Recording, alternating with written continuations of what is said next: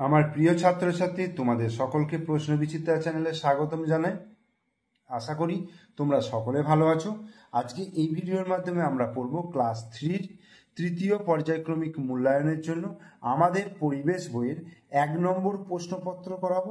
এটা তোমরা রায়মার্টিন বইয়ের 227 পাতায় পেয়ে যাবে।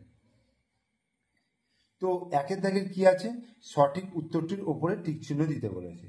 বলছে বিকালে সূর্য পূর্ব, পশ্চিম এবং উত্তর দিকে যায়। সূর্য কোন দিকে যায়? পূর্ব দিকে উঠে পশ্চিম দিকে যায়। তাহলে বিকালে সূর্য পশ্চিম দিকে থাকে। মেঘ হলো পাথর, বালি, ধুলো, বালি, জলকণার সমষ্টি। ধুলো, বালি এবং জলকণার সমষ্টি। কাঠের, মেঝের এবং জলের উপর দাঁড়িয়ে বিদ্যুতের কাজ করা উচিত। কিসের উপর? কাঠের উপর দাঁড়িয়ে বিদ্যুতের কাজ করা উচিত। রামধনু দেখা যায় বৃষ্টির আগে, মাঝখানে, পরে। বাড়ি তৈরি করাকে বলা হয় কি শিল্প? কুটির শিল্প, নির্মাণ শিল্প, ঘরোয়া শিল্প। নির্মাণ শিল্প। বাগানের ফল হলো কি? বাগিচা ফসল, কৃষি ফসল না প্রাকৃতিক সম্পদ? বাগিচা সম্পদ। বাতাসে ধুলো, ধোঁয়া, কুয়াশা থাকলে চোখ জ্বলে। কি থাকলে? ধোঁয়া থাকলে। মেঘে ছোট ছোট জলকণা থাকলে মেঘ কালো হয়, সাদা হয়, ছাই রঙের হয়। কালো হয়। আর বড় বড় কণা থাকলে ছাই রঙের হয়। অমাবস্যার পরের দিন থেকে কৃষ্ণপক্ষের প্রথমা, শুক্লপক্ষের দ্বিতীয়া, শুক্লপক্ষের প্রথমা। অমাবস্যার দিন হচ্ছে শুক্লপক্ষের প্রথমা, অমাবস্যার পরের দিন হচ্ছে শুক্লপক্ষের দ্বিতীয়া। শরীর সুস্থ রাখতে নিয়ম করে প্রতিদিন কি খেতে হবে? লজেন্স, চিপস না জল? জল খেতে হবে। এরপর 2 দাগের শূন্যস্থান পূরণ করো। এবার শূন্যস্থান পূরণ করতে বলেছে। দেখো, চাষবাসের জন্য যথাসম্ভব ড্যাশ জল ব্যবহার করা উচিত। অবশ্যই নদীর জল ব্যবহার করা উচিত। পূর্ণিমার রাতে আকাশে কি দেখা যায়? চাঁদ দেখা যায়। বাঁশ গাছ চাষ করাকে বলা হয়, এটাকে কি বলবো? কৃষি সম্পদ। চাষ করাকে বলা হয় কৃষি সম্পদ বা প্রাকৃতিক সম্পদও বলা যেতে পারে। এরপরে দেখো, মেঘ থেকে মাটিতে বিদ্যুৎ যাওয়াকে বলে বাজ পড়া।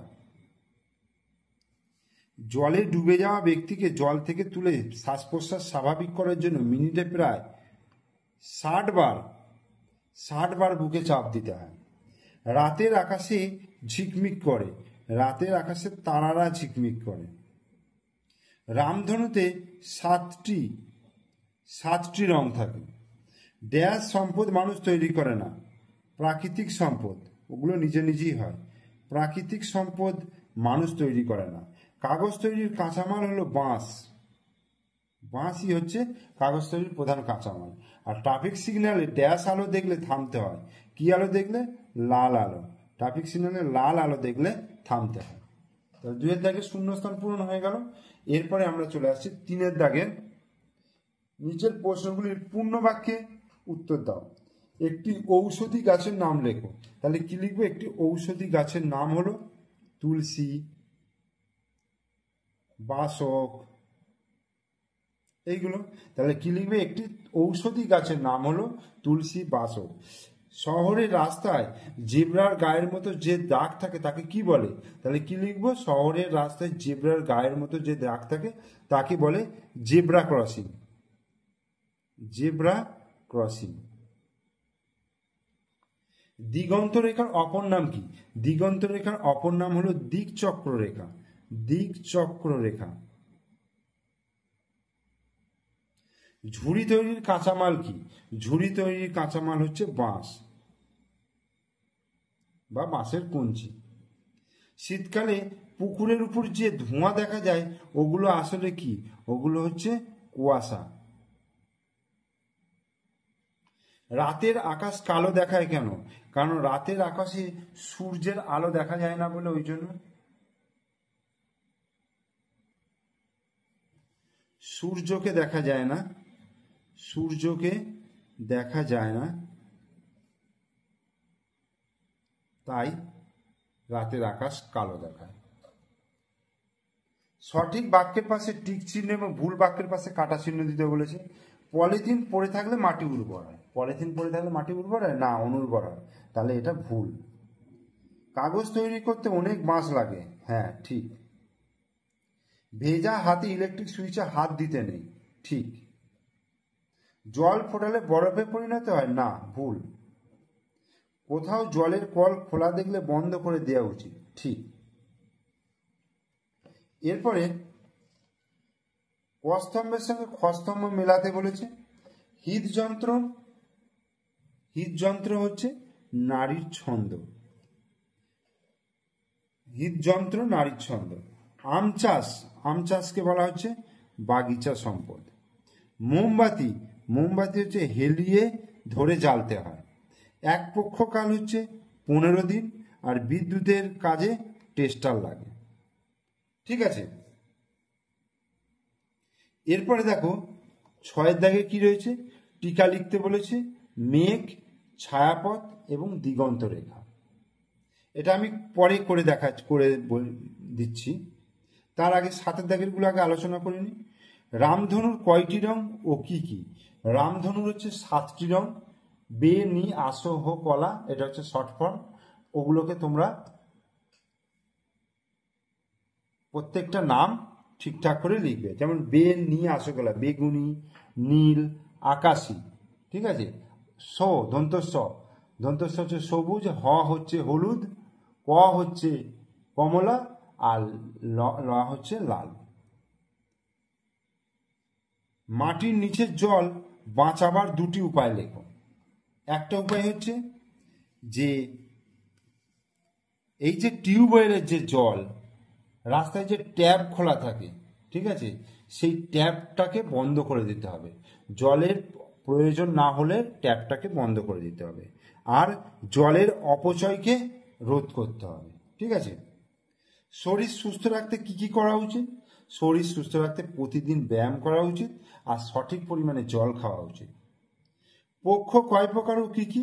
পক্ষ হচ্ছে 2 প্রকার, একটা হচ্ছে কৃষ্ণপক্ষ, একটা হচ্ছে শুক্লপক্ষ। সূর্য থেকে আমরা কি কি পাই? সূর্য থেকে আমরা তাপ এবং আলো পাই। এইবার মেঘের যখন টিকা লিখতে বললে কি লিখবে? বলছে নদী, সাগরের জল শুকিয়ে বাতাসে জলীয় বাষ্প বাড়ে। অর্থাৎ সূর্যের তাপে কি হয়? নদী এবং সাগরের জল বাষ্প হয়ে জলীয় বাষ্প আকাশে বাড়ে, ঠিক আছে। ওই বাষ্প ঠান্ডা হয়, তারপর বাতাসে ভেসে থাকা ধুলোর কণা গায়ে জলকণা হয়ে জমে পাশাপাশি ভাসে। সেটা কি হচ্ছে? সূর্যের আলো আটকে দেয় এবং নানাভাবে ছড়িয়ে দেয় আকাশের সেই জায়গাটাকে কি বলা হচ্ছে? মেঘ বলা হচ্ছে। তাহলে এখান থেকে এটা লিখে দেবে। এরপরে কি বলছে? ছায়াপথ। এই যে 120 পাতায় তোমাদের বইটা খুললে পেয়ে যাবে যে কখনো কখনো আকাশের একদিক থেকে অন্য দিক অবধি একটা আবছা আলোর আভা ছড়িয়ে আছে দেখতে পাওয়া যায়। এই আবছা আলোর আভাটাকেই বলা হচ্ছে ছায়াপথ। ছায়াপথে অনেক ছোট বড় তারা থাকে।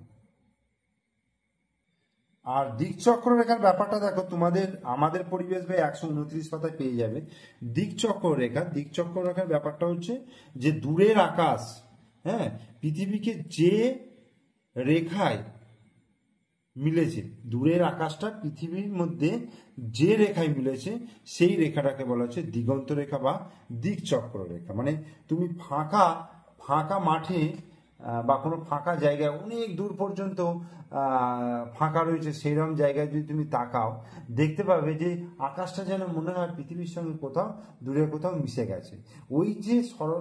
ওই যে রেখা বরাবর যে মিশে গেছে সেই রেখাটাকেই বলা হচ্ছে দিগন্ত রেখা এবং দিকচক্র রেখা, ঠিক আছে।